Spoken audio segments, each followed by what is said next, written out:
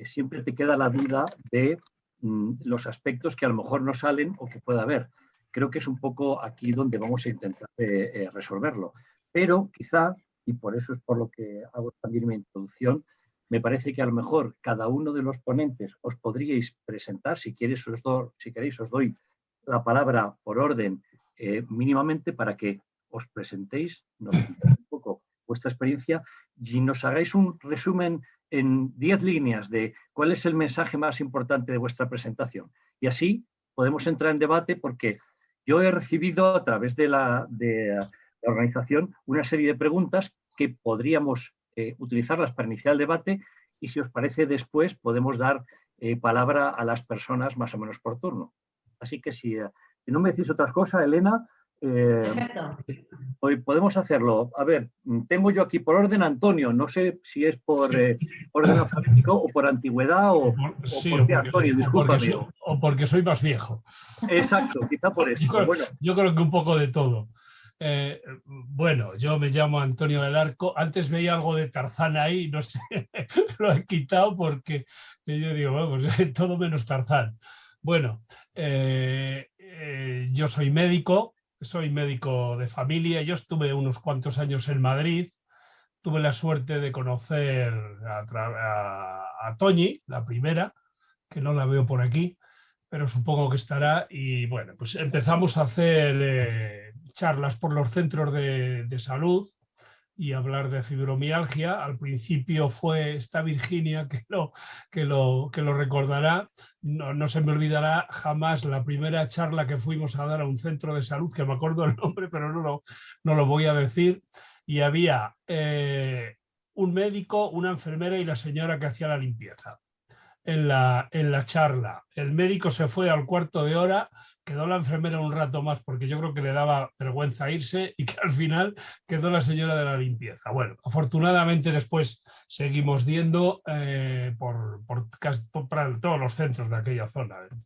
Y al final, bueno, pues llegamos a llenar incluso algún salón de actos. Eso quiere decir que esto fue calando y que la gente, los compañeros sobre todo, se daban dando cuenta de la importancia que tiene esta enfermedad, la fibromialgia y demás enfermedades relacionadas dentro de la salud pública. Bueno, yo estoy en Salamanca ahora mismo. Soy el coordinador del grupo de trabajo de fibromialgia de interés de la Sociedad Española del Dolor y bueno, soy responsable aquí de una unidad multidisciplinaria que estamos montando de atención integral a la fibromialgia y síndrome de fatiga crónica. Y bueno, después si queréis podemos hablar alguna cosa más. Yo creo que ahora me has dicho 10 líneas y yo creo que me he pasado. Fenomenal, pero dinos, la presentación que tú has hecho, ¿cuáles serían, pues eso, las tres cosas? La presentación que yo he hecho realmente, bueno, a mí me encargaron hablar de cannabinoides y bueno, algunos, evidentemente es algo que se está utilizando y entonces la presentación la he hecho en un sentido bastante claro. Primero, no se puede cerrar las puertas a nada.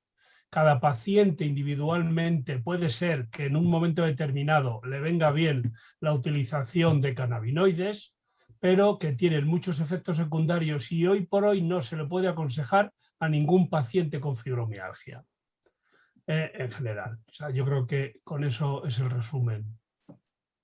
Fenomenal, estupendo, muchas gracias. Edurne, te tengo a ti la siguiente. Adelante. Voz, sonido. Sí, ya está. Un segundito, ya está.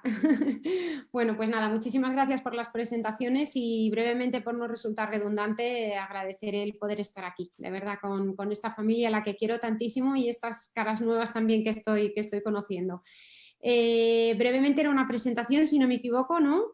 Bueno, pues como bien me ha presentado la presidenta, pues bueno, pues comencé mis estudios de doctorado con la única intención de ayudar a pacientes que llegaban a mi consulta con ese dolor crónico y esas características clínicas que llegaban tan desesperadas.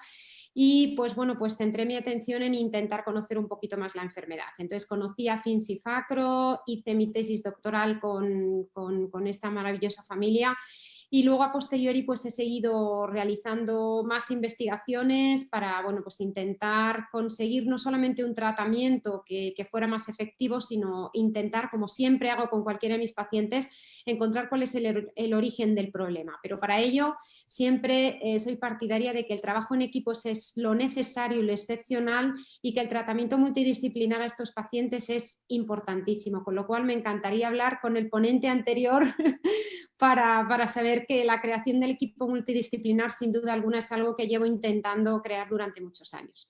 Entonces, bueno, yo creo que con esa presentación suficiente, ¿no? Más o menos. Trabajo en la Universidad Camilo José Cela y tengo también la gran fortuna de trabajar con el doctor, bueno, pues con César, que está aquí también como ponente. Y sobre todo, pues que unamos esfuerzos entre las universidades para poder avanzar. Y más o menos el tema de la ponencia databa sobre, nos encontramos ante una necesidad de encontrar cuáles eran los puntajes más bajos en algometría, en la exploración a los pacientes con fibromialgia, de forma que pudiéramos utilizar estos, mediante la base de una muestra seleccionada, pudiéramos utilizar estos para ver la efectividad de las distintas intervenciones que se fueran a realizar, pues en fisioterapia concretamente, que es mi campo, ¿no? Sin necesidad de tener que explorar los 18 puntos y demás. Entonces, el haber hecho este estudio el pasado año, no, un poquito antes, fue antes justo de la pandemia, nos facilitó los estudios que estamos realizando en la actualidad también. Fenomenal, estupendo. Muy bien, muchísimas gracias. Nada, pues, César, es tu momento, adelante. Muchas gracias. Bueno, me reitero a todos el agradecimiento por poder estar aquí, aunque yo soy muy tecnopléjico, no me gusta mucho esto de online y demás, yo soy más de presencial, pero bueno, esto es lo que nos toca vivir ahora, entonces hay que acostumbrarse a los hechos, ¿no? Pues nada, agradecer porque realmente, pues hombre, fue un placer poder estar aquí cuando me dijo Edurne que de la asociación querían que habláramos del proyecto, que realmente yo he sido un invitado, como bien ha dicho la presidenta, he sido el último en llegar a la familia, soy el baby, o sea, también por edad, por la juventud.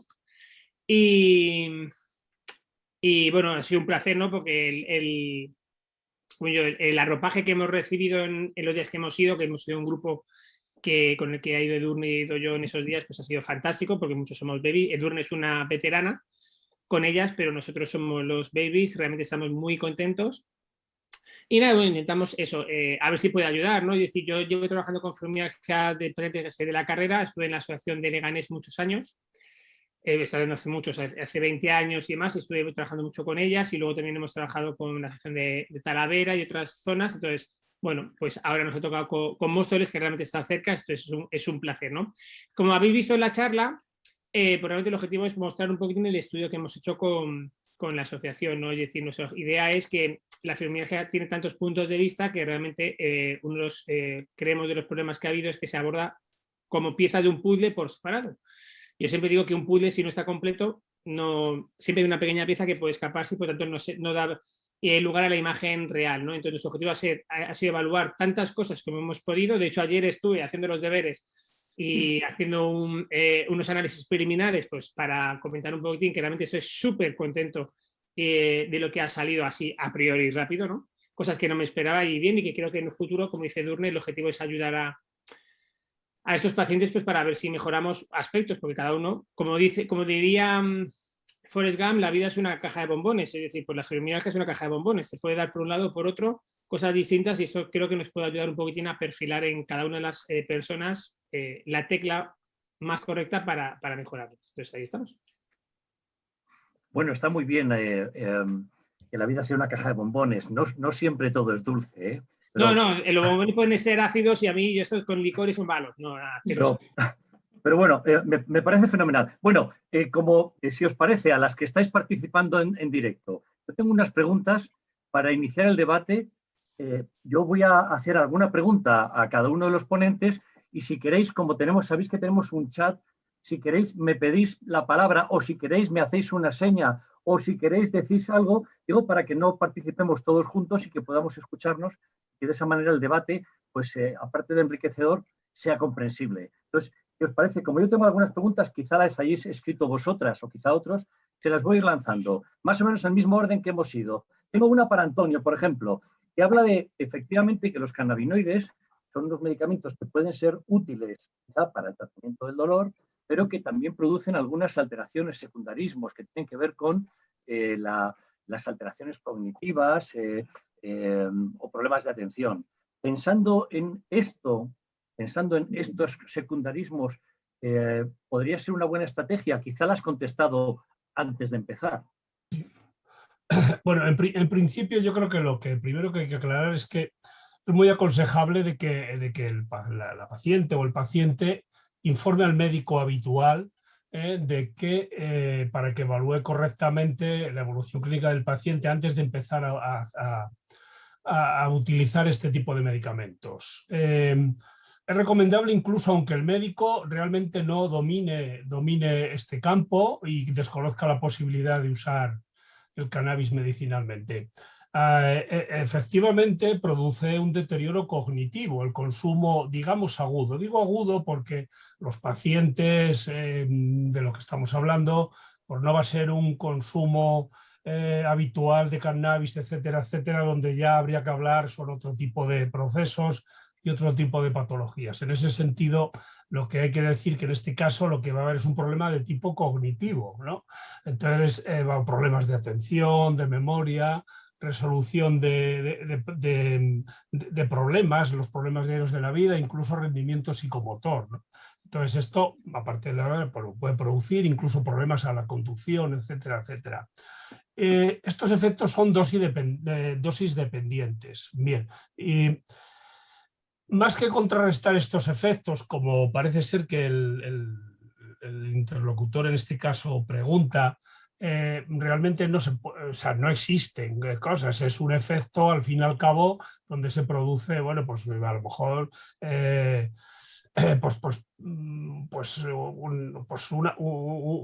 una persona que se pasa de alcohol, ¿no? Pero lo que hay que realmente es fundamental el control sintomático por parte del médico. Entonces, lo importante es detectarlo y evitarlo. ¿Qué quiero decir con esto? Que, bueno, no existe ningún medicamento, y menos esto, que no tenga efectos secundarios, aunque sea una simple aspirina. Pero, lógicamente, al ser dosis dependiente, quiere decir que los efectos secundarios habrá que aceptar hasta un límite, hasta donde podemos aceptar un efecto que sea permitido. A partir de ahí, pues lógicamente lo que hay que hacer es no aumentar la dosis. No aumentar la dosis. Podemos hablar después porque creo que hay alguna más pregunta de esta, además, claro, de cannabinoides, ¿no? Sí, la mayoría de las cosas que existen, quitando una que después hablaremos, que es la que está comercializada en España, el resto pues se adquiere de forma, aunque son como tratamientos médicos, pero realmente es que no sabemos las dosis que llevan de cada producto. Y eso es muy importante saberlo. Por eso digo que comprar ese tipo de cosas es muy peligroso. Fenomenal. Tengo yo la idea de que efectivamente solamente Sativex es el único preparado que se administra en farmacia, mientras que todo lo otro son dispensaciones que se obtienen en otros sitios, en asociaciones, en circunstancias o a través de otras vías, como tú dices, con poco rigor. Una pregunta al hilo de esto. ¿En el corto plazo se ve que se vaya a regular esta utilización de una forma específica? Es decir, que las autoridades tengan previsto el uso sanitario, que se regule, incluso que se potencie la investigación para desarrollar fármacos específicos. ¿Qué nos puedes decir? Potenciar la investigación en corto plazo yo creo que no. Pero bueno, corto plazo si hablamos de muy pocos años. Pero creo que sí se está potenciando. Ahora mismo se está haciendo incluso un estudio a dosis distintas del producto que existe, del nombre comercial, que lleva las dos cosas, vamos, que el dronabinol y el cannabinodiol, ¿no? Pero a dosis distintas en el dolor neuropático. Entonces se está haciendo unos estudios donde bueno, participa bastantes centros de unidades del dolor. Después, que esto se potencie es que también depende de nosotros. Depende también de nosotros en el sentido de los conocimientos y de los resultados que vayan dando lo que se está haciendo hasta el momento. Vamos a ver, una cosa es que esté un medicamento que esté aprobado y otra cosa es que se estén haciendo estudios. Yo estoy utilizando algunos medicamentos que lógicamente, digamos, fuera de etiqueta. Pero es que claro, es que la fibromialgia realmente no tiene aprobado ninguno. No sé si me explico, creo que sí. Entonces, en ese sentido, bueno, pues hablar, por ejemplo, no es un cannabinoide, yo tengo pacientes con naloxona, ¿no? La naloxona es un antagonista opioide y sin embargo, bueno, pues hay estudios donde realmente ha demostrado efectividad. Bueno, pues algo puede ocurrir con esto. Por eso decía al principio que es importantísimo que el tratamiento de cualquier paciente con un problema de dolor centralizado, fibromialgia o lo que sea, realmente hay que tratarlo individualmente, porque la sintomatología y la idiosincrasia de cada uno va a ser distinta. Por eso digo que la investigación yo creo que sí, pero depende mucho de nosotros. Fenomenal, muchísimas gracias. Edurne, contra ti o a tu favor. Mejor a mi favor, ¿no? Espero. No. Aquí nos preguntan a propósito de si en estos trabajos que estáis realizando se han hecho estudios longitudinales en el tiempo para ver la evolución de los pacientes y, sobre todo, quizá la segunda parte de la pregunta me parece más interesante. ¿El dolor en la fibromialgia cambia o cuando uno ya le ponen la etiqueta de fibromialgia, ¡pum!, ya tiene el mismo dolor para siempre? Bueno, como buena científica, como intento de buena científica, diría, o investigadora más bien, diría que todavía lo que es en las investigaciones en las que he participado no se han hecho estudios a muy largo plazo, más allá de 15 días a un mes no se ha realizado y principalmente no como descriptivo, sino simplemente se ha visto la efectividad concretamente de una terapia. La verdad que siempre el hecho de realizar un follow-up me ha parecido tremendamente interesante. Puedo decir que de los estudios en los que he podido participar no se ha realizado un follow-up más allá de un mes, con lo cual no podría decir si el dolor evoluciona, en qué medida y en base a qué. En base a mi experiencia profesional sí diría que existe una variación, pero también es cierto que como buen componente de dolor afectando al sistema nervioso central existen multitud de factores que pueden sin duda alguna condicionar estos cambios y que por tanto a nivel individual puede afectar de forma diferente. Los cambios en la mujer se han visto incluso que con el comienzo de la menopausia las alteraciones o los cambios en las vías del dolor se ven incrementados. Eso es un factor que suele ser común, pero sí que sería interesante estudiar otro tipo de factores para quizás poder estandarizar de alguna forma si realmente el dolor cambia y en medida de qué. Fenomenal, estupendamente. ¿Y la rigidez muscular es un síntoma habitual o no? Sí lo es. Ya no solo por que casi todas las pacientes refieren tener rigidez matutina en la mayoría de los casos y de hecho uno de los comentarios que se realizan en la ponencia es un estudio que se está llevando a cabo en la actualidad mediante ecografía y se está pretendiendo estudiar si existe una rigidez o una falta de elasticidad en la musculatura haciendo una comparativa entre pacientes con fibromialgia y sujetos sanos. Entonces, bueno, se están analizando los datos, todavía nos faltan sujetos sanos por reclutar para poder hacer una comparativa y también con Afinsifacro realizamos este estudio ecográfico. Así que bueno, todavía ese estudio está en camino. Está por verse, fenomenal. Estupendo. César, muy bien. Bueno, aquí me dicen que hay congresos especializados en fibromialgia. Bueno, esto casi podría contestarlo yo y creo que todos. Sí, que los hay. O sea que, desde luego que sí. Pero me preguntan, ¿los estudios que se hacen se difunden, se transmiten? ¿Tenéis vosotros la idea de que se da suficiente difusión entre los profesionales, entre los médicos, entre las sociedades, para que el conocimiento llegue? Porque quizá, y interpreto la pregunta, parece que estamos siempre predicando en el desierto. Pues yo creo que hay aquí dos cosas, ¿no? Es decir, nuestro objetivo siempre cuando hacemos un trabajo es intentar publicarlo. El problema que hay, pues muchas veces no llega a buen puerto, también depende de las circunstancias, y el puerto que llega muchas veces no es el más indicado. Bien, es decir, te sientes ahí como pez fuera del agua. ¿Por qué digo eso? Porque muchas veces esa información no llega a los pacientes, por ejemplo, que algo que suele ser muy frecuente, es decir, nosotros hemos parte de muchos estudios en asociaciones de diferentes patologías, pero luego, pues sí, se han publicado y demás, pero no siempre llega a los usuarios, por decir, del día a día. No llega a los médicos que están día a día, como vosotros mismos sabéis seguro. Es decir, si no estás interesado, no te llega toda la información porque también es imposible, ¿no? O muchas veces no ves la aplicabilidad clínica de la información.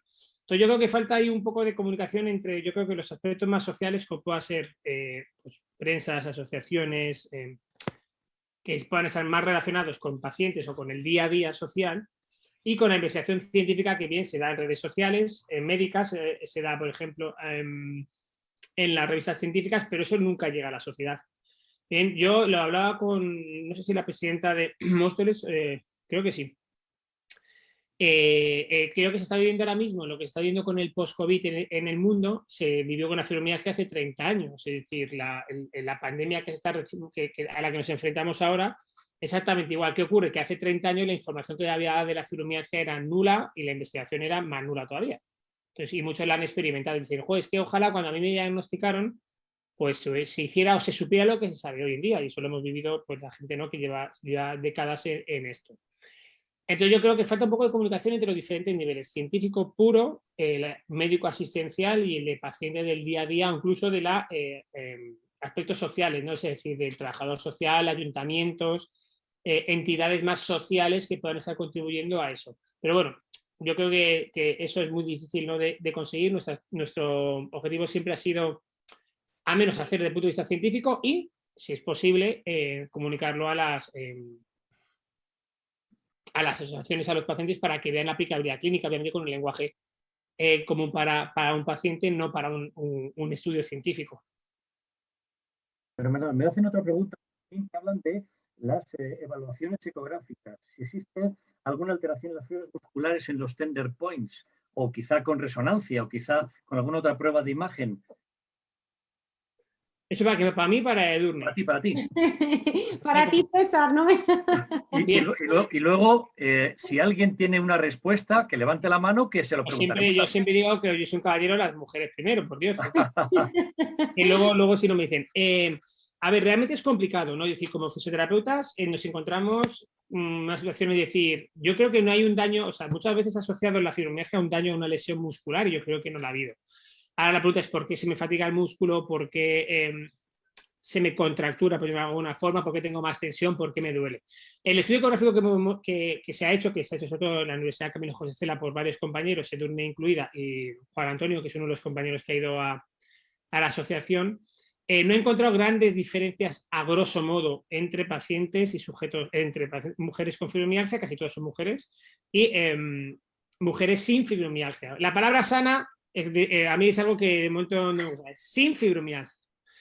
No hay una gran diferencia, es decir, no hay un daño tisular estructural que diga es que esto es un músculo de una paciente fibromialgia, no ocurre con otras patologías, como puede ser, por ejemplo, una persona que ha sufrido un accidente cerebrovascular, un ictus, y está espástico, ese músculo es muy distinto en la imagen que un sujeto sin ictus. En la fibromialgia no está tan claro, es decir, yo creo que los factores están más intrínsecos, es decir, puedan ser más internos y que no se puede ver con ecografía. Nosotros sí que hemos visto que no hay una relación directa entre una alteración morfológica del músculo con lo que sufren los pacientes. Entonces, eso es bueno porque dices, bien, no hay nada que justifique un daño, pero es malo porque la gente dice, bien, ¿y por qué me sigue doliendo, leche? Es decir, la pregunta, ¿no? Es decir, muchas veces un resultado negativo es bueno por un lado porque yo sinceramente prefiero no tener nada malo, pero bien, ahora tengo que seguir sabiendo porque me duele. Entonces, bueno, es ahí un poco la pescadilla que se muerde la cola. Pero no hemos encontrado una relación directa entre el daño o una lesión que podemos decir de un músculo o de la calidad del músculo entre una persona con y sin fibromialgia. Fenomenal, estupendamente. Si os parece, a los que estáis presentes, que por cierto, quería deciros que circunstancialmente estaba fijándome y estamos conectados 3 sujetos masculinos, ponentes y moderador, por cierto, y todo lo demás sujetos femeninos. Esto, bueno, pues probablemente dice mucho de en qué consiste esta enfermedad y a quién afecta fundamentalmente. Quería deciros, a las que estáis ahora mismo presentes, ¿queréis hacer algún comentario? ¿Queréis decir alguna cosa, alguna pregunta ahora mismo? Perdona, Antonio, yo quiero decir, ahora que has dicho de lo de que se supone, bueno, que hay tendencia a que la fibromialgia afecta más a las mujeres, en la Universidad de Juan Carlos, donde yo trabajo, abrimos una unidad de tratamiento multidisciplinar de fibromialgia hace 10 años. Los primeros 6 pacientes fueron hombres. Claro, o sea, dijimos, aquí, escucha, creo que te estás equivocando, que aquí no tal. O sea, que no pensemos, lo que ocurre es que los hombres somos más, pasamos más de estas cosas, no es por merecer. Entonces, digo... Pues nada, desde aquí una llamada a todos los hombres con fibromialgia. Estoy convencido que hay más de los que parecen, lo que ocurre seguro, que, bueno, estoy convencidísimo. Seguro. Que se asocien y que participen y que nos indiquen sus problemas menstruales o del tipo que sean, con perdón, que era una broma, para, bueno, quiero decir, estoy contigo. En un contexto en el que una enfermedad parece que afecta más a una parte de la población, oye, la otra parte también hay que atenderla y también hay que darle facilidades. Pero en todo caso, aquí los que estamos somos los que estamos, así que... Sí, totalmente. Lo dicho, alguna, ¿qué queréis decirme algo? Mira, aquí por ejemplo tengo a Mónica. Dice, ¿cuál sería el mejor modo de emitir información actualizada y de importancia? No se te escucha bien, no se te escucha bien. Sí, a ver. Ahora digo, sí. Ahora sí. ¿Me oís? Me dicen, ¿cuál sería el mejor modo de remitir información actualizada y de importancia al sector médico? Intravenoso, quizá. ¿Qué os parece? Me parece muy buena medida. Bueno, yo, si queréis esto, puedo yo hacer una orientación. No es nada fácil, porque lo mismo que los pacientes, cada uno es individualmente, los médicos también. Como ha dicho antes, me parece que ha sido César, la información que se remite, cada uno la lee según su interés, según su preferencia. Y hay muchas personas que tienen unos prejuicios contra algunas enfermedades porque creen que no les afectan, o porque no las entienden o porque les incordian, y entonces todo lo que tiene que ver con ellas pues lo pasan por encima. Bueno, concienciar a la gente de que un problema general es un problema particular es uno de los grandes problemas de la historia de la humanidad. Lo de todos es de cada uno. Entonces, pues sí, no es nada fácil. Como parte de este colectivo médico yo os pido disculpas, porque yo, pues con compañeros he hablado también de este tema y me han dicho cosas que no me atrevería a repetir a propósito de esta enfermedad. Pero creo que piando todos los días, empujando todos los días, generando evidencia científica todos los días, lo que se va a conseguir es que haya pues una visibilización primero y un reconocimiento después, como otros problemas que se dieron por menos importantes, hasta que se tuvo la conciencia. Se pensaba que la tuberculosis era una enfermedad del ánimo que afectaba a las pobres personas que estaban enamoradas en el siglo XIX, que vino un tal Koch y dijo, pues aquí hay un bicho que es muy pequeño, que infecta, y resulta que es este, y si lo matamos con estetomicina o lo que sea, pues se te quita el romanticismo y la tos. O sea que tenemos que pedir esto, porque se desarrolle esa evidencia. Otra pregunta, y una para todos. Uy, no se oye. Ah, perdón. ¿Sí, me oís? Sí, ahora. ¿Por qué la mayoría de los diagnósticos no se ha escrito? Se cortó la pregunta, Marga. Dice, yo quería consultar una musculatura. ¿Por qué se produce en caso de inflamación en distintas zonas como piernas o el cuello en pacientes con fibromialgia? Yo no oigo nada, no sé vosotros. ¿No me escucháis? Esperad, no, sí, hablando en el centro te escuchamos muchísimo mejor. Sí, este es el problema del directo. Digo que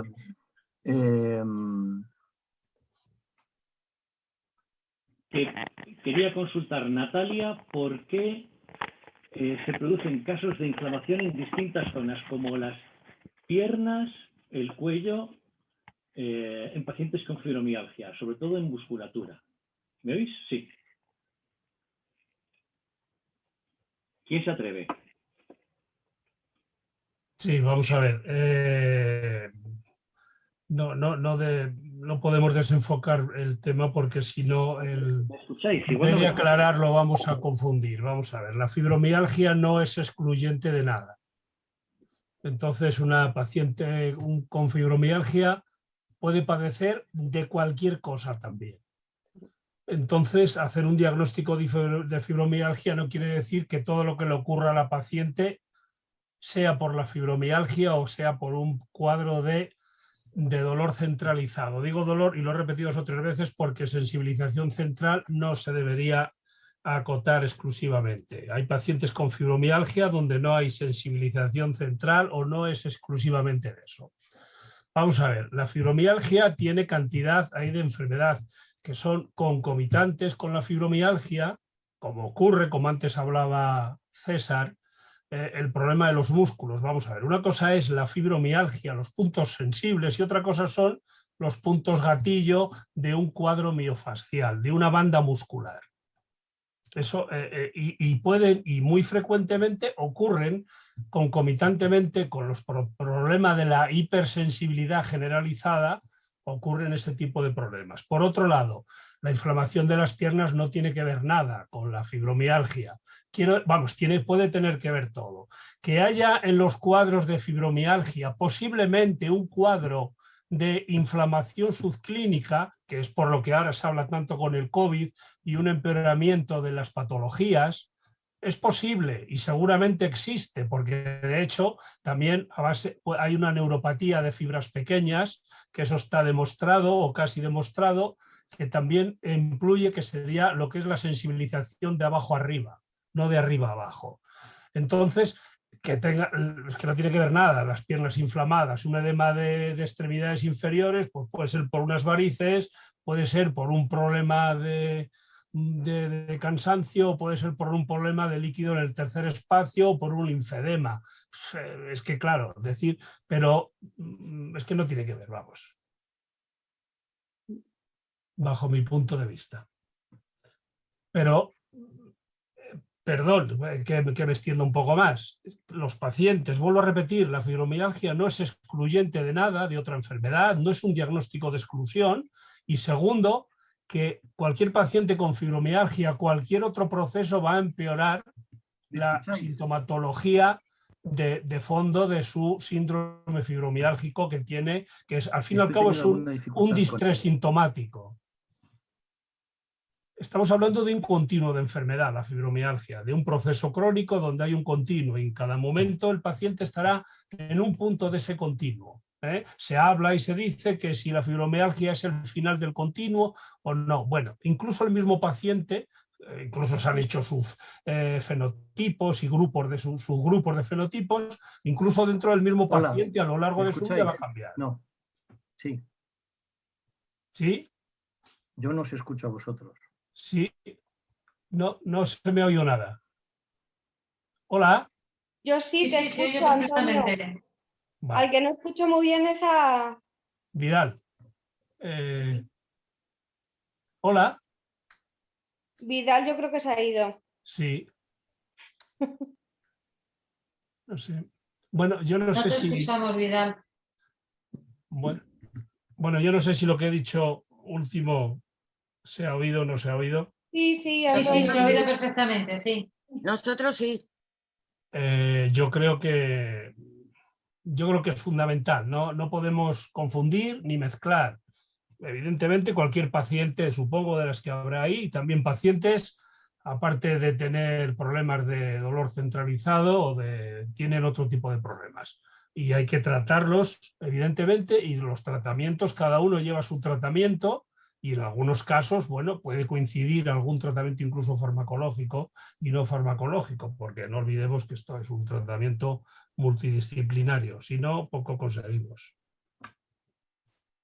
¿Me escucháis ahora otra vez? Sí. Sí.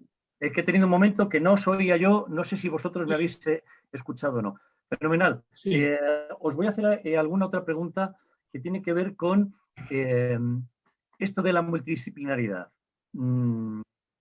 ¿Se puede dar tratamiento físico y químico al mismo tiempo? Quiero decir, ¿qué opinión tenéis todos vosotros?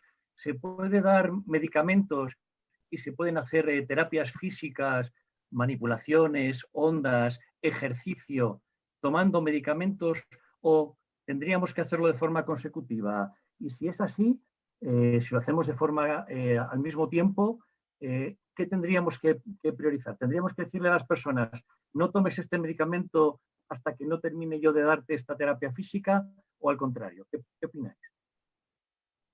¿Quién quiere?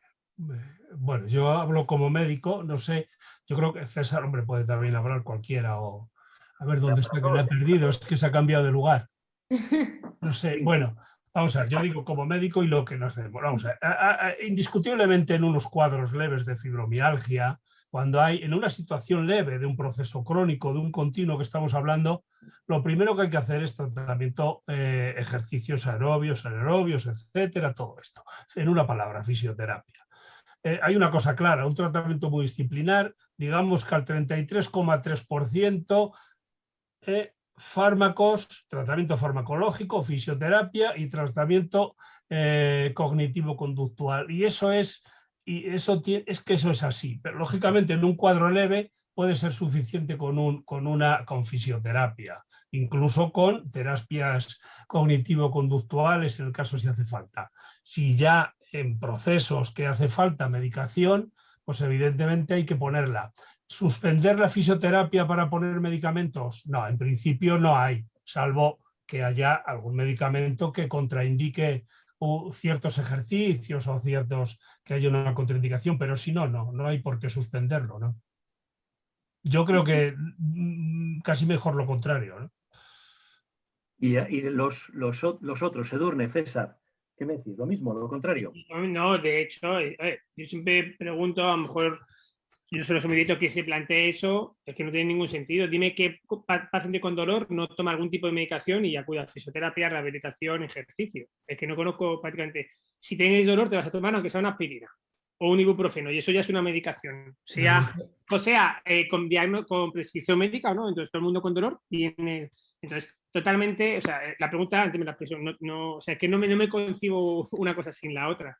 Como bien ha dicho Antonio, es decir, algo que sí que, por ejemplo, es muy importante, que hemos aprendido en la unidad nosotros que tenemos en la universidad, es que no todo el mundo necesita todas las patas de una mesa. Es decir, no todo el mundo necesita la misma medicación y medicación en sí mismo.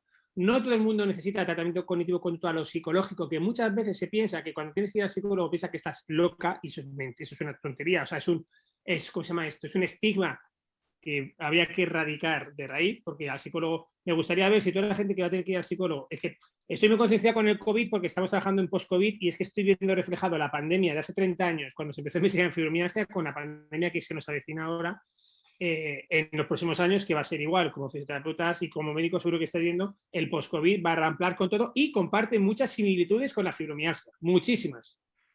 Me atrevería a decir que comparte la base fisiopatológica, estoy convencidísimo, aunque el origen sea distinto, pero la base es la misma, porque los síntomas son los mismos y muchas veces no lo sabríamos. Pero bueno, y no todo el mundo tiene que ir al psicólogo.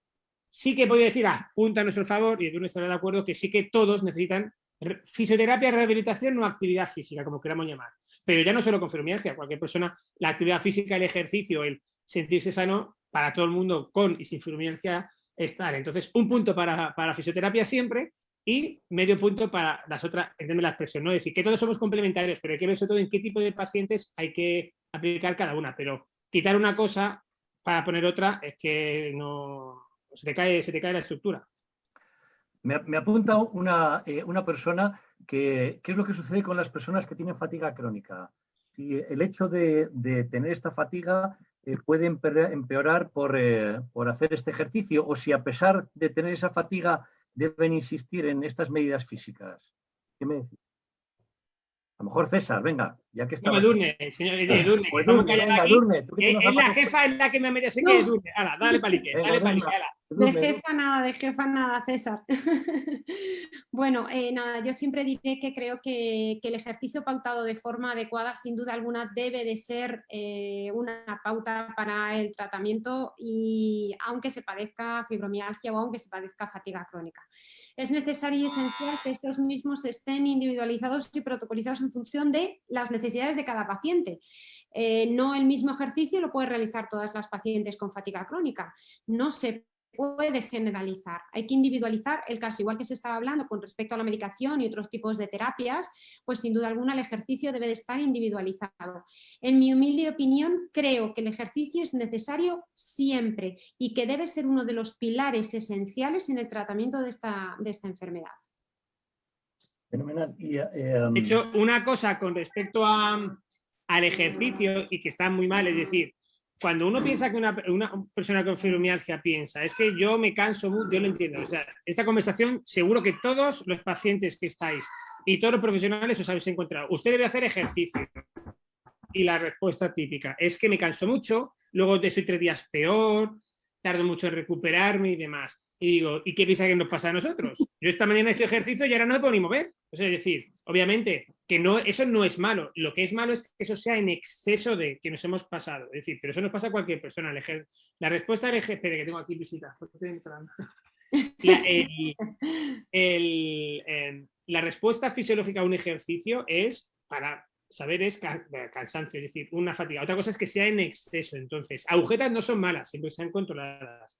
Obviamente el dolor es malo durante el ejercicio, como bien ha dicho Edurne. No todo vale para todo, igual que yo no puedo hacer todo tipo de ejercicio, cualquier persona, y más con una persona con fibromialgia, no puede hacer cualquier tipo de ejercicio. Por lo tanto, bien pautado y controlado no debería provocar exceso de tal. Pero obviamente aquí nadie, en la vida no se regala nada, y como bien ha dicho antes, todo conlleva sacrificio. Un error también pensar es que el ejercicio tiene que ser divertido, y hemos aprendido que a mí no me gusta tener que ir a hacer ejercicio a las 8 de la mañana, pero tengo que ir porque tengo que llevar luego a mis hijas al S, pero es que tengo que ir. Es decir, la fuerza de voluntad, yo sé que es muy bonito decirlo, pero es que esto es la realidad día a día. Entonces, eso es lo que tenemos que intentar concienciarnos todo el mundo para intentar llegar al mismo punto. Una de las cosas que has apuntado, César, y que también preguntaban, es a propósito de esto del coronavirus, de qué manera está interfiriendo o puede estar potenciando en personas que tienen dolor el haber padecido el coronavirus, e incluso esto que apuntabas también de que haya una sintomatología que pudiera ser parecida. Incluso hablan de un posible déficit de vitamina D. ¿Qué opinión tenéis? La vitamina D y el coronavirus y todo esto. ¿Pensáis que haya que sí o haya que no? No sé si Antonio, ¿Hablo yo? Antonio, adelante, Antonio, venga. Bueno, vamos a ver, los pacientes con fibromialgia no tienen por qué tener menos vitamina D que otras personas. Es muy frecuente, pero es que es muy frecuente la deficiencia de vitamina D en la población general.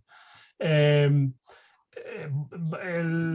problema, lógicamente, puede empeorar todo, pero porque además sabemos que la vitamina D no solo es un nutriente, sino que está también involucrada en muchísimas cosas y en muchos sistemas biológicos, aparte del metabolismo óseo. Pero cuando hay un déficit, lógicamente sí empeora la sintomatología. Entonces, un tratamiento de ese déficit conviene utilizarlo. Lo que no se debe hacer es dar vitamina D porque sí, en un paciente con un nivel de vitamina D normal. Quiero decir una cosa, las personas a partir de una determinada edad, y eso se sabe no hace mucho tiempo, pero se sabe que es así, por mucho que tomen el sol no van a fabricar vitamina D en su piel. Y entonces necesitan, lógicamente, aportarle vitamina D a partir de una determinada edad. Por eso, porque a la gente, tome el sol, no, mira, es que aunque te quemes al sol, a partir de una determinada edad necesitas vitamina D por vía oral, porque lógicamente tu piel ya no la va a producir.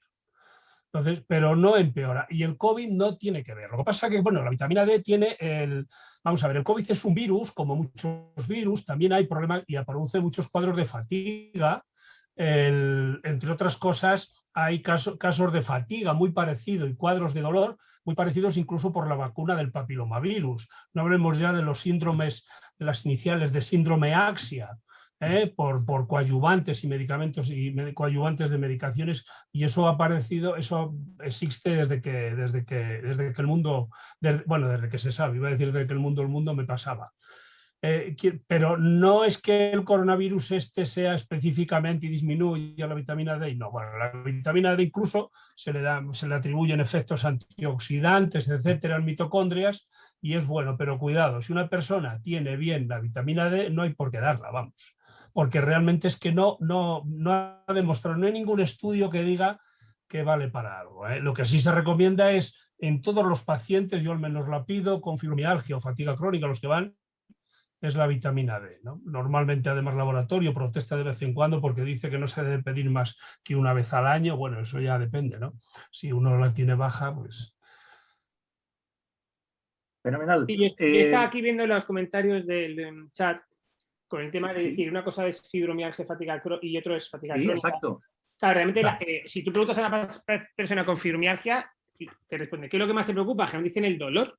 Mientras que a un paciente con fatiga crónica no te dice tanto el dolor, que pueden tener los síntomas. Entonces, realmente que estamos de acuerdo, demás. Yo puedo decir la experiencia, porque nosotros llevamos un estudio de hace medio año con COVID, con post-COVID de gente, y realmente, o sea, lo que comentamos, los síntomas son muy parecidos y de hecho la fatiga es el síntoma que más se queja. Pero realmente es la fatiga respiratoria. Es decir, yo creo que no es lo mismo decir, el síndrome de fatiga crónica, probablemente alguien ha preguntado el tema de las mitocondrias. Yo siempre he pensado que hay algo en las mitocondrias que no funcionan. ¿El qué? No tengo ni idea y nadie lo ha sabido. Que ese músculo no es capaz, pues, o sea, un ordenador, si no tengo un software bien, es decir, por mucho que ponga el hardware, me ponga un superordenador, el software no funciona. Entonces, si dentro de los músculos hay algo que no funciona y no sabemos qué es, porque nadie lo sabe, si no podríamos quitarlo, es como, por ejemplo, el síndrome de piernas inquietas, que hay mucha gente post-COVID que está desarrollando piernas inquietas y síndrome de fatiga crónica en los miembros inferiores. Entonces, realmente yo por eso yo digo que es un espectro que el cuerpo responde a algo muy parecido, ¿no? Pero en lo de la vitamina, como yo siempre digo, intentar simplificar algo tan complejo en que no tiene vitamina o no tienes tal, o tal, como bien ha dicho Antonio, es que con el poco tiempo que te pasamos al sol y menos tal, pues realmente la vitamina D, pues todo el mundo, ¿quién no tiene a veces en el momento de su vida un déficit, ¿no?, de vitamina D y de muchas otras? Es decir, que no lo vamos a... Yo también siempre me gusta mucho hablar de la predisposición, no de la hereditaria, que es una palabra que odio, es de la predisposición genética. Es decir, cada persona responde y dos eventos, dos situaciones iguales en dos personas distintas provocan respuestas distintas.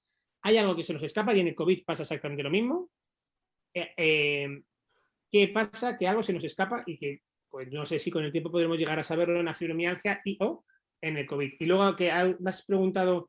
Nosotros hemos hecho un estudio en dolor musculoesquelético a nivel de Europa del post-COVID y es aterrador. O sea, están desarrollando síntomas totalmente, podemos llamarlo así, compatibles con una fibromialgia, pero de 0 a 100. Es decir, gente que era totalmente sana, en 2 semanas está totalmente enferma.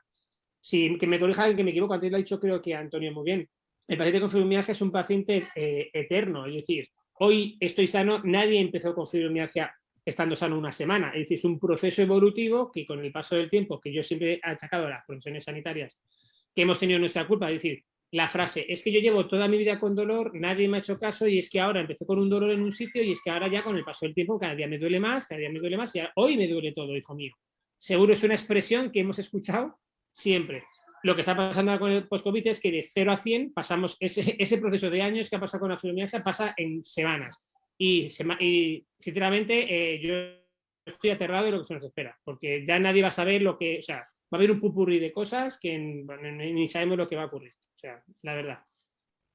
Bueno, son las 5:25, nos quedan 5 minutos, con lo cual creo que nos daría aproximadamente para 3 preguntas, y no quiero dejarme algunas que estaban en el tintero y que pueden ser relevantes. Preguntaban algunas personas a propósito de qué profesional, hablan de médicos, pero diría yo, ampliaría, ¿qué profesional es al que se le puede acudir cuando tiene una fibromialgia? Es decir, un especialista, reumatólogo si ha sido toda la vida, quizá tendría que ser otro, neurólogo, quizá, qué sé yo, o ¿tendríamos que tener designados especialistas en fibromialgia con independencia de la formación o de la titulación? ¿Qué os parece? Yo, si me permitís comenzar, ahí ha tocado una pequeña fibra y es que considero que a mí me encantaría seguir formando. Que sea Rápido, rápido. perdón. Perdón. Bueno, lo que he fomentado antes, creo que el equipo multidisciplinar, que cada especialista sea y sepa de fibromialgia todo lo necesario, pero el trabajo en equipo, sin duda alguna, es el éxito, siempre lo he dicho, así que es mi opinión, es mi humilde opinión. O sea, digamos, entres por donde entres, al final entras por una puerta o por otra, pero a la misma estancia. Efectivamente, que existan equipos donde todos los profesionales atiendan a un paciente de distintas disciplinas. Fenomenal. ¿Y qué me decís de la alimentación? ¿Hay alimentos que sí, alimentos que no? ¿Por qué, César? Hombre, a ver, se ha hablado seguramente mucha gente habrá hablado, hubo una época en la que todas las mujeres con fibromialgia parecía que eran todas celíacas, que la celiaquía era la causa de la fibromialgia. Otra época que era la intolerancia a la lactosa. Sí. Otra tal, ¿verdad? Seguro que algunas se están riendo y seguro que hemos pasado por todos los aspectos. Todo influye. De hecho, a ver, nosotros somos fisioterapeutas, pero que nos dedicamos al aspecto físico, pero realmente, y cualquiera hemos experimentado, la alimentación, el intestino es la estructura con mayor número de receptores del cuerpo humano. Por lo tanto, algo tiene que influir. Obviamente ni es la causa ni nada, pero influye, por supuesto. Y de hecho, todas los pacientes lo han visto. Cuando mejoran su salud, mejoran sus hábitos de vida, de alimentación, de ejercicio regular, de descanso, que el sueño, que ha habido épocas que se ha hablado de que el sueño era lo más importante en este proceso, es clave. Son piezas de un mismo puzzle, yo siempre digo, son piezas. Cada persona es su mundo y necesita encontrar la pieza correcta. Obviamente, en mundos pueden ser unos y en otros pueden ser varios. Y con el respecto al profesional, yo siempre lo he dicho, es decir, por desgracia no hay ninguna especialidad, corrígeme que me equivoque, aunque se puede hablar de la reumatología, pero realmente no hay una especialidad médica sanitaria que se dedica al músculo, es decir, no hay el musculólogo, como digo yo, es decir, está el reumatólogo, enfermedades reumáticas, que sí, la fibromialgia en un momento se asignó a la reumatología, pero los neurólogos también la ven. Entonces no hay una especialidad propia como digo, no hay un peindólogo, aunque la gente que está los anestesistas que suelen estar en las unidades del dolor, sí, pero es decir, es curioso que no hay una especialidad para patologías tan relevantes porque no solo la fibromialgia en sí mismo, es decir, es muy curioso. Pero yo creo que cualquier especialidad siempre tiene su aporte, cualquiera, porque habrá una paciente con fibromialgia con un problema cardíaco, pues tiene que ir al cardiólogo, no hay más discusión. Pero obviamente yo siempre digo que la medicina, ya que tenemos aquí un médico de familia, como decir, es como toda atención primaria, es como la que podría identificar qué factor o qué especialista pueda ser más necesario en algún momento o en otro y derivar. Yo creo que ese es el origen inicial de la atención primaria, ¿no? Pero cualquier médico es correcto. O sea, cualquier profesional sanitario. Bueno, yo voy a... Sí, en un segundo. Primero, esto, digamos que por defecto, en el año 1990, la Academia de Reumatología creó unos criterios que realmente no eran para diagnosticar nada, era simplemente para describir y clasificar una enfermedad. La fibromialgia no es una enfermedad reumática. La fibromialgia es un problema con una base neurológica, inmunológica y endocrinológica. Y eso está demostrado. ¿Quién tiene que tratar la fibromialgia? En unidades multidisciplinarias, y quien tiene que tratarlo es el que sepa de esto. No existe ningún especialista, ninguno. ¿Quién debería de tratar todos, la mayoría de estos pacientes y jamás deberían de salir? Sería de atención primaria. Porque en atención primaria estos pacientes, el médico de familia bien formado, debe de tratarlo perfectamente. Y es donde el pronóstico de estos pacientes es muchísimo mejor. Lógicamente, es que claro, depende de los centros, depende de la dotación de cada sitio y depende. Yo, por ejemplo, aquí, que tengo una unidad multidisciplinaria, donde tengo 2 psicólogos, donde tengo una fisioterapeuta, están conmigo otros 2 médicos, un residente que está conmigo y una enfermera. Quiero decir pero deben de estar en primaria. El gran problema de los pacientes con fibromialgia o cualquier síndrome de dolor centralizado es que vaya de hospital en hospital, al urólogo por la cistitis intersticial, al digestivo por el intestino irritable, al de maseliofacial por la disfunción temporomandibular, y al otro el de más allá, y terminan en el psiquiatra por un problema. Lógicamente tendrán que ir. Es que es como en cualquier sitio, o sea, lógicamente cada paciente habrá que hacer interconsultas de unos a otros cuando necesite una interconsulta. Si un paciente, aparte de tener una fibromialgia, tiene un problema bipolar, que hay un 15% con trastorno bipolar, pues tendrá que tratarle también el psiquiatra, pero no quiere decir que tengan que ir todos. Y así, si tiene un lupus o una artritis reumatoide, tiene que ir al reumatólogo, evidentemente. Pero donde se debe tratar es unidades multidisciplinarias. ¿Y quién le debe tratar? Vuelvo a repetir, quien sepa de esto. Puede ser cualquier especialidad, porque no existe una especialidad de fibromialgia. Es un problema, y bajo mi punto, no bajo mi punto de vista, está demostrado, neurológico, endocrinológico e inmunológico. Por eso el COVID tiene un mecanismo fisiopatológico más de un 60%, prácticamente el mismo mecanismo fisiopatológico en el desarrollo sintomático. Cuidado, estamos hablando de algo que no sabemos la causa. Fenomenal. Diría yo, porque ya estamos en hora, reiterar el agradecimiento a los que habéis participado, tanto como colaboradores, como ponentes, como los que habéis estado ahí pendientes. Gracias por vuestras preguntas, gracias a la organización por la oportunidad de encontrarnos. Diría yo que quedan muchas preguntas en el tintero. Bueno, creo que a través de la asociación se pueden intentar reconducir estas preguntas para que no se queden, por lo menos, sin una opinión. Y diría yo que es algo que me digáis otra cosa, pues estamos en tiempo y forma para concluir. Yo quería hablar un momentito. Es que tengo la mano levantada desde el principio casi. Pues nada, eres la que tienes la palabra y cierras el debate en esta hora que tenemos que irnos todos. Adelante. Bueno, en primer lugar decir lo que he escrito, ¿no? Que eso lo podéis leer, que es muy importante el vincular todo el aspecto científico y de investigación con todo el aspecto real de cómo les va a los pacientes, de cómo son las consultas de atención a estos pacientes, tanto las de atención primaria como las especializadas, y que no haya una gran separación entre esto, porque si no estamos donde estamos. Hay bastante conocimiento científico, aunque falta casi todo, pero hay muchas cosas que ya se saben y hay miles y miles de médicos de familia y, por supuesto, de no de familia, que no saben nada de la fibromialgia. Y cuando se plantea el tema de que se aborde el problema de la fibromialgia, pues las consultas están saturadas y menudo coñazo estar ahí atendiendo a estas señoras que todo les duele, ¿no?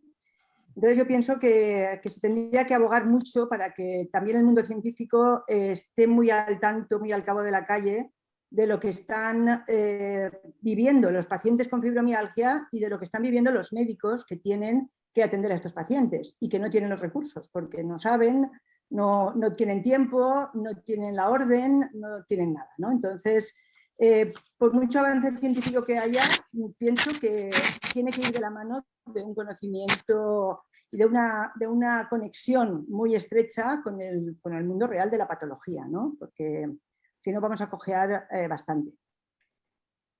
Eso quería decir. Fenomenal. Pues yo voy a aprovechar para dar paso a dos importantes compañeras que son las que han organizado todo esto y quiero que digáis unas palabritas. A ver. Hola, chicas. Hola a todos. Bueno, pues yo creo que prueba superada por una vez más. Muchas gracias por todo. Ha sido un lujazo organizarlo, ha sido un lujazo contar con los ponentes y el moderador, que la verdad es que lo han facilitado todo bueno, pues de una manera extraordinaria. Las confirmaciones las tenemos de hace casi 3 meses, no nos queríamos quedar sin ellos porque hoy tienen más cosas, es un día bueno, pues muy completo. De hecho, el doctor Vidal ahora mismo desconecta y se va y conecta con otra cosa, así es. El César nos lo ha contado igual. Bueno, pues el doctor Antonio Larco también, pues lógicamente tiene bueno, pues, más trabajo que hacer. Y bueno, pues agradecer, creo que ha sido una buena jornada, que hemos aprendido todos, que se ha reforzado además el tratamiento que llevamos a cabo en la entidad, cosa que nos agrada muchísimo, que vamos a seguir trabajando porque siempre hay cosas que mejorar. Y nada, y que retuiteéis mucho y sigáis enviando el vídeo.